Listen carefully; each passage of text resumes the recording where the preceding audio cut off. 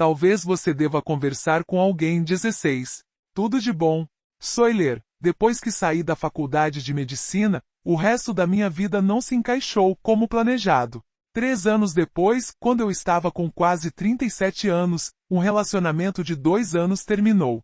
Foi triste, mas amigável, e não uma surpresa, como seria mais tarde o rompimento com o namorado. Mas mesmo assim, foi o pior momento imaginável para alguém que queria ter um filho. Eu sempre soube, com toda certeza possível, que queria ser mãe. Passei minha fase adulta me prontificando a ficar com crianças, e deduzi que um dia eu teria a minha. No entanto, agora, à beira dos 40, estava morrendo de vontade de ter um bebê, mas não a ponto de me casar com o primeiro sujeito que aparecesse. Isso me deixou num dilema difícil, desesperada, mas exigente. Foi então que uma amiga sugeriu que eu fizesse as coisas ao contrário. Primeiro o bebê, depois um companheiro. Uma noite, ela me enviou por e-mail links de alguns sites de doadores de esperma. Eu nunca tinha ouvido falar nisso e no início, não sabia muito bem como me sentia a respeito, mas depois de refletir sobre minhas opções, tomei a decisão de ir em frente. Agora, só precisava encontrar um doador. Claro que eu queria alguém com um ótimo histórico de saúde, mas nesses sites havia outras características a considerar, e não apenas itens como cor do cabelo ou altura. Eu queria um jogador de lacrosse ou um acadêmico em literatura, um fanático por Truffaut ou um trombonista, um extrovertido ou um introvertido. Surpreendi-me ao ver que em muitos aspectos os perfis desses doadores pareciam perfis para encontros, só que em sua maioria, os candidatos eram estudantes de faculdade e forneciam suas notas no SAT, equivalente americano ao Enem. E havia algumas outras diferenças básicas, destacando-se entre elas os comentários das chamadas moças do laboratório. Elas eram as mulheres, parecia só haver mulheres que trabalhavam nos bancos e conheciam os doadores quando eles vinham para dar uma liberada. As moças do laboratório escreviam então, o que denominavam impressões da equipe, e juntavam-nas aos perfis dos doadores, mas não havia um parâmetro aparente para que tipo de impressões elas compartilhariam. Seus comentários variavam loucamente de ele tem bíceps incríveis, para ele tende a enrolar, mas acaba fazendo o serviço. Eu desconfiava de qualquer aluno de faculdade cuja protelação estendia-se à masturbação. Confiei enormemente nessas impressões da equipe, porque quanto mais eu lia os perfis, mais percebia querer alguma ligação intangível com o doador que teria uma ligação com o meu filho. Queria gostar dele, seja lá o que isso significasse. Sentir que, se estivéssemos sentados à mesa de jantar da nossa família, eu gostaria da sua companhia. Mas ao ler as impressões da equipe e escutar o áudio das entrevistas que as meninas do laboratório realizavam com os doadores, qual foi a coisa mais divertida que já te aconteceu? Como você descreveria sua personalidade? E o que era estranho? Qual é a sua ideia de um primeiro encontro romântico? Aquilo continuava parecendo frio e impessoal. Então um dia telefonei para o banco de esperma para perguntar sobre o histórico de saúde de um doador, e fui transferida para uma moça chamada Kathleen. Enquanto ela analisava o registro médico dele, comecei a conversar com ela, e soube que era ela a moça do laboratório que tinha atendido aquele doador específico. Não aguentei. Ele é bonitinho? Perguntei, procurando soar casual. Não sabia se me era permitido perguntar. Bom, Kathleen saiu pela tangente prolongando a palavra com seu forte sotaque de Nova York. Ele não é feio, mas eu não olharia 2 vezes para ele no metrô. Depois disso, Kathleen passou a ser minha zeladora de esperma, sugerindo doadores e respondendo às minhas perguntas. Confiei nela porque enquanto algumas das moças do laboratório exageravam em suas avaliações, afinal de contas, estavam tentando vender esperma, Kathleen era honesta até demais. Seus padrões eram muito altos, tais quais os meus, o que era um problema, porque ninguém passava pelos nossos filtros. Para ser sincera, parecia razoável deduzir que meu futuro filho fosse querer que eu fosse exigente. E havia múltiplos fatores a pesar. Se eu encontrasse um doador que parecesse ter as minhas sensibilidades, haveria outros problemas, como o histórico de saúde da sua família não ser uma boa combinação com o da minha, câncer no seio antes dos 60, doença renal. Ou eu acharia um doador com um histórico de saúde imaculado, mas que seria um dinamarquês com quase 2 metros de altura e feições nórdicas. Aparência que destoaria e poderia fazer meu filho se sentir constrangido em minha família de judeus baixos e de cabelos castanhos. Outros doadores pareciam ter boa saúde, inteligência e características físicas semelhantes, mas alguma outra coisa acendia uma luz de alerta. Como que escreveu que sua cor preferida era o preto, o livro preferido Lolita, e o filme preferido Laranja Mecânica? Tentei imaginar meu filho lendo esse perfil um dia e me olhando de um jeito que dizia, e você escolheu este? Eu tinha a mesma reação quando o doador tinha dificuldade com ortografia ou não usava a pontuação corretamente. Esse processo continuou por 3 meses exaustivos, durante os quais comecei a perder a esperança de que fosse encontrar um doador saudável sobre o qual teria orgulho de contar ao meu filho. E então, finalmente, eu o encontrei. Uma noite cheguei em casa tarde e ouvi uma mensagem de Kathleen na minha secretária eletrônica. Ela me dizia para dar uma olhada em um doador que, segundo sua descrição, parecia um George Clooney jovem. Acrescentou que gostava especialmente dele porque era sempre simpático e tinha um ótimo humor quando vinha fazer doação no banco. Revirei os olhos. Afinal de contas, se você for um rapaz na faixa dos 20 prestes a olhar pornografia e ter um orgasmo, e estiver sendo pago por isso, o que falta para não ficar num ótimo humor? Mas Kathleen estava muito entusiasmada com ele. Tinha boa saúde, boa aparência, grande inteligência e uma personalidade envolvente. Ele é tudo de bom, ela disse, com segurança. Kathleen nunca tinha parecido tão animada, então entrei no site para dar uma olhada. Cliquei no perfil dele, estudei seu histórico de saúde, li seus ensaios, escutei sua entrevista por áudio e soube instantaneamente, da mesma maneira que as pessoas falam sobre amor à primeira vista, que tinha encontrado o cara. Tudo a respeito dele, seus gostos e aversões, seu senso de humor, seus interesses e valores, parecia familiar. Eufórica, mas exausta, decidi dormir um pouco e lidar com os detalhes pela manhã. O dia seguinte calhava de ser meu aniversário. E durante a noite tive sonhos vívidos sobre o meu bebê pelo que pareceram 8 horas seguidas. Pela primeira vez imaginei um bebê de verdade, vindo de 2 pessoas específicas, em vez de uma ideia nebulosa de uma criança com metade da sua ascendência em branco. De manhã, pulei da cama com um surto de excitação, a música, Child of Mine, estava tocando na minha cabeça. Feliz aniversário para mim! Nos últimos anos eu vinha querendo um bebê. E encontrar um doador com o qual eu me sentia tão confortável pareceu o melhor presente de aniversário possível. Indo até o computador, sorri com a minha boa sorte, eu ia de fato levar isso adiante. Digitei a URL do banco de esperma, encontrei o perfil do doador e li tudo de novo. Tive tanta certeza quanto tivera na noite anterior de que ele fosse o cara. Aquele que faria sentido para meu filho ou filha, quando perguntasse por quê. Entre todos os doadores possíveis, eu tinha escolhido ele. Coloquei o doador no meu carrinho de compras online, exatamente como teria feito com um livro da Amazon. Conferi o pedido novamente, depois cliquei em confirmar compra. Vou ter um bebê, pensei. O momento pareceu monumental. Enquanto o pedido era processado, planejei o que tinha que fazer em seguida. Marcar um horário para a inseminação, comprar vitaminas pré-natais, montar um registro do bebê e providenciar a montagem do quarto dele. Em meio aos pensamentos, notei que meu pedido estava demorando um tempo para ser finalizado.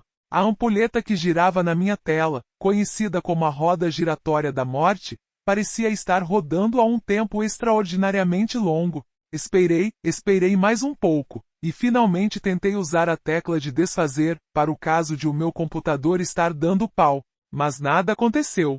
Por fim, a roda giratória da morte sumiu, e uma mensagem apareceu. Em falta no estoque. Em falta no estoque?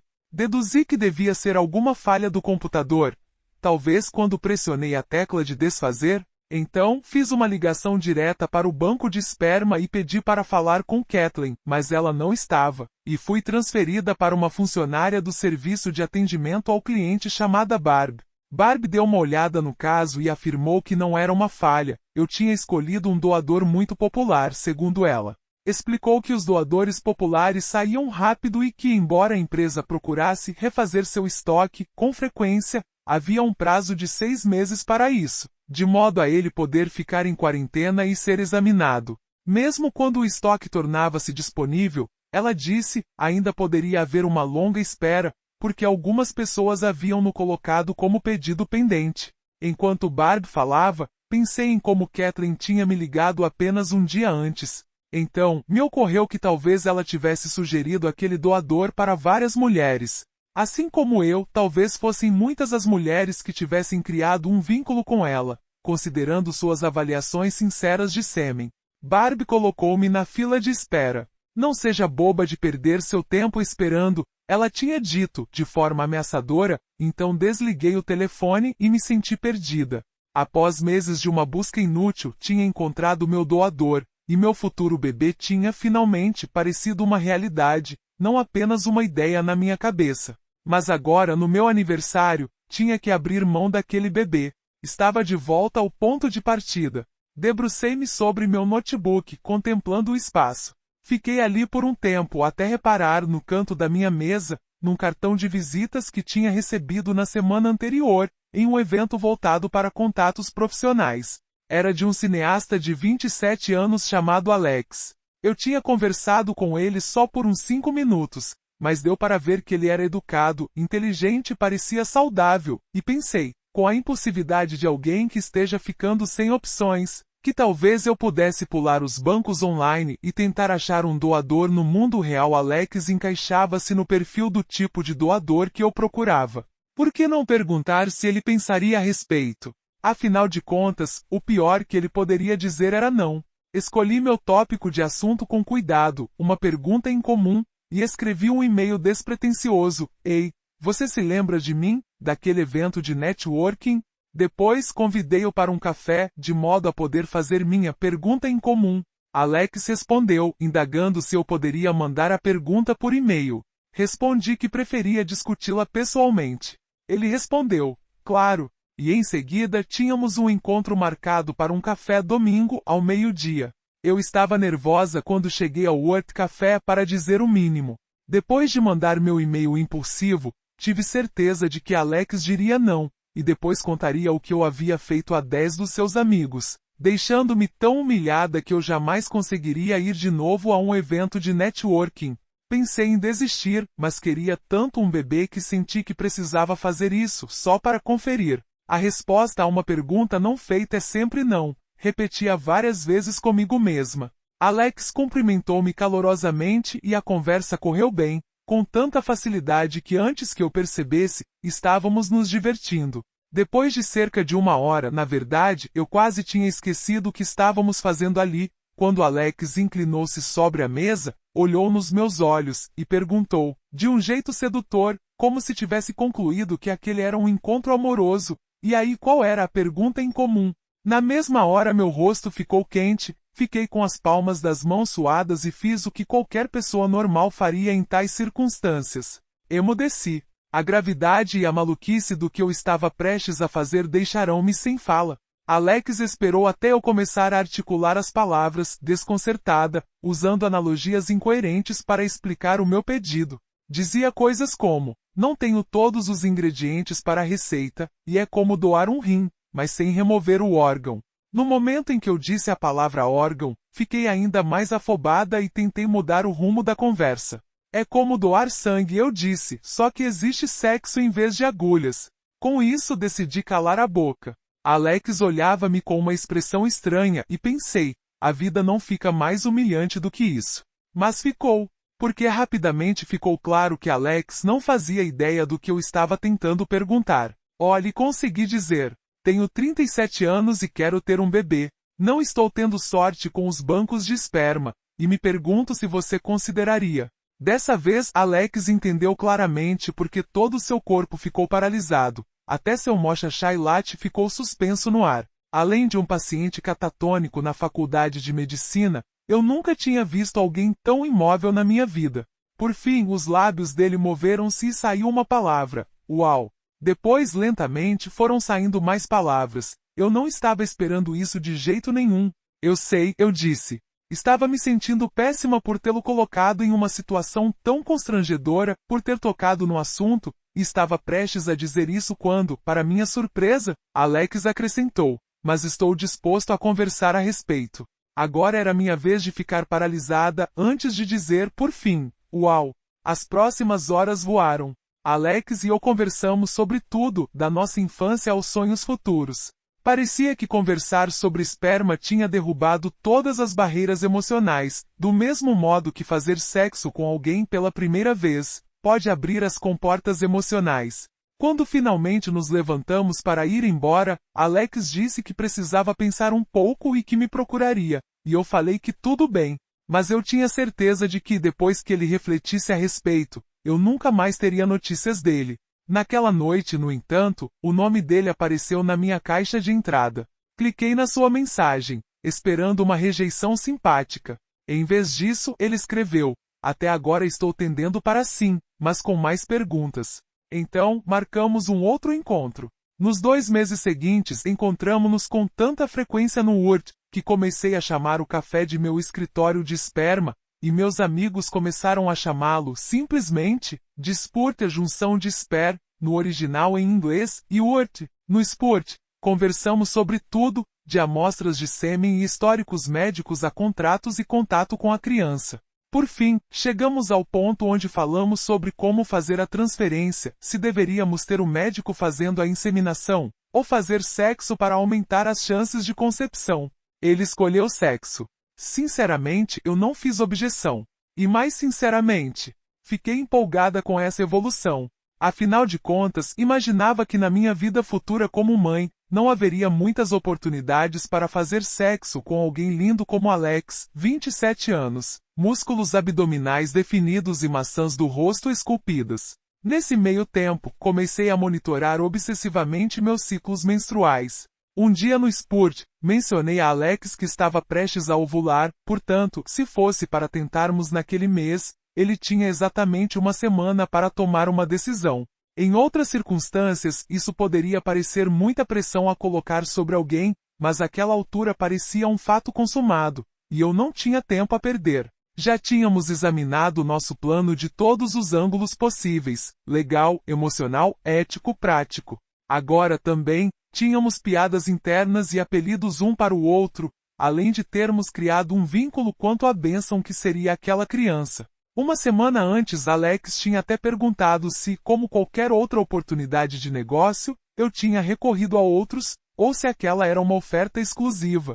Tive um rápido impulso de inventar uma disputa de lances para selar o acordo. Pat está rodeando, e também existe interesse da parte de Gary. Então é melhor você entrar em contato até sexta-feira. A coisa está fervendo sobre esse assunto, mas quis que nosso relacionamento fosse baseado em total sinceridade e de qualquer modo, tinha certeza de que Alex diria sim. No dia seguinte ao que define como data limite, decidimos caminhar na praia para discutir, pela última vez, os detalhes finais do contrato que tínhamos elaborado. Enquanto passeávamos pela orla, caiu uma garoa do nada. Olhamos um para o outro. Era melhor voltar? Mas então a garoa transformou-se em uma verdadeira tempestade. Nós dois estávamos de mangas curtas, e Alex tirou a jaqueta amarrada na cintura e colocou-a sobre os meus ombros. Enquanto estávamos de frente um para o outro, ensopando-nos na chuva na praia, ele me deu o sinal verde oficial. Depois de todas as negociações, todo o tempo para nos conhecermos, todas as perguntas sobre o que aquilo significaria para nós e a criança, estávamos prontos. Vamos fazer seu bebê, ele disse, e lá estávamos nós, abraçando-nos e sorrindo, eu numa jaqueta enorme que chegava aos meus joelhos, abraçando aquele homem que me daria seu esperma, e pensei em como mal podia esperar para contar essa história ao meu filho, um dia. Ao voltarmos para seu carro, Alex deu-me sua cópia do contrato assinada. E então sumiu. Não tive notícias dele por 3 dias. Poderia não parecer muito tempo. Mas se você está saindo dos 30, prestes a ovular, e sua única opção para um bebê está numa lista de espera indefinida, 3 dias são uma eternidade. Tentei não tirar conclusões precipitadas, o estresse é ruim para a concepção, mas quando Alex finalmente ressurgiu, deixou-me uma mensagem dizendo: precisamos conversar. Eu desabei. Como qualquer adulto do planeta, sabia exatamente o que aquilo queria dizer. Eu estava sendo dispensada. Na manhã seguinte, ao nos sentarmos em nossa mesa costumeira no Spurt, Alex desviou o olhar e começou a soltar os costumeiros clichês de rompimento. Não é você, sou eu. Estou com a vida tão atrapalhada no momento, que não sei se posso me comprometer, então, para o seu bem. não quero te prender. E a eterna favorita, espero que possamos continuar amigos. Tudo bem, tem outros peixes no mar, respondi, protegendo-me com um jogo de palavras ruim. Esperava aliviar o clima, fazer com que Alex soubesse que meu lado racional entendia o motivo de ele sentir que não poderia prosseguir com a doação. Mas por dentro eu estava destruída, porque agora era o segundo bebê que eu tinha imaginado com tanta clareza, e que jamais teria nos braços. Uma amiga que teve seu segundo aborto mais ou menos nessa época, disse que se sentia exatamente igual. Fui para casa e decidi dar um tempo na procura de doador de esperma, porque estava difícil suportar a decepção. E como minha amiga que havia abortado, evitei bebês o máximo possível. Até propaganda de fraldas fazia com que eu voasse até o controle remoto para poder mudar de canal. Depois de alguns meses, sabia que tinha que voltar à internet e retomar minha busca, mas justamente quando estava prestes a me inscrever de novo, recebi um telefonema inesperado. Era Kathleen, minha moça do laboratório do banco de esperma. Lori, boa notícia, anunciou com seu forte sotaque do Brooklyn. Alguém devolveu um frasco do garoto Clooney. O garoto Clooney, o meu cara. Aquele que era tudo de bom. Devolveu? Perguntei. Fiquei em dúvida quanto ao que pensar sobre um sêmen devolvido. Pensei em como, no Whole Foods, não se pode devolver nenhum item de higiene pessoal, mesmo com uma nota fiscal. Mas Kathleen garantiu-me que o frasco não tinha saído do seu tanque lacrado de nitrogênio, e que não havia nada de errado com o produto. Alguém tinha simplesmente engravidado de algum outro jeito, e não precisava mais da reserva. Se eu a quisesse, teria que comprá-la agora. Clooney tem uma lista de espera, você sabe. Ela começou, mas antes de terminar a frase, eu já tinha dito sim. No final daquele outono, eu estava jantando com um grupo de pessoas depois do meu chá de bebê, quando minha mãe reparou que o verdadeiro George Clooney estava sentado em uma mesa próxima. Todos na nossa mesa sabiam da descrição de Kathleen do jovem George Clooney, e um a um, meus amigos e minha família, apontaram para minha enorme barriga e depois viraram a cabeça em direção ao ator. Ele parecia muito mais adulto do que quando era um rapaz, atuando em plantão médico. Eu também me sentia muito mais adulta do que quando era uma jovem executiva trabalhando na NBC. Muitas coisas tinham acontecido em nossas vidas. Ele estava prestes a ganhar um Oscar. Eu prestes a ter meu filho. Uma semana depois, o jovem Clooney ganhou um novo nome. Zachary Julian. ZJ. Ele é amor, alegria, encanto e magia. Ele é, como Kathleen diria, tudo de bom. Pule 8 anos para o futuro, uma espécie de déjà vu. Quando o namorado diz, não posso viver com uma criança na minha casa pelos próximos 10 anos, sou levada de volta para aquele dia no URT, quando Alex me disse que, no fim das contas, não podia ser meu doador. Eu me lembrarei de como fiquei devastada, mas também de como Kathleen me telefonou logo depois, ressuscitando o que tinha parecido o fim de um sonho. As situações parecerão similares o bastante, a reviravolta que me pegou de surpresa, os planos frustrados, para que, sob a dor resultante da declaração do namorado, eu pudesse ter esperança de que as coisas se arranjariam de novo. Mas desta vez algo parece muito diferente.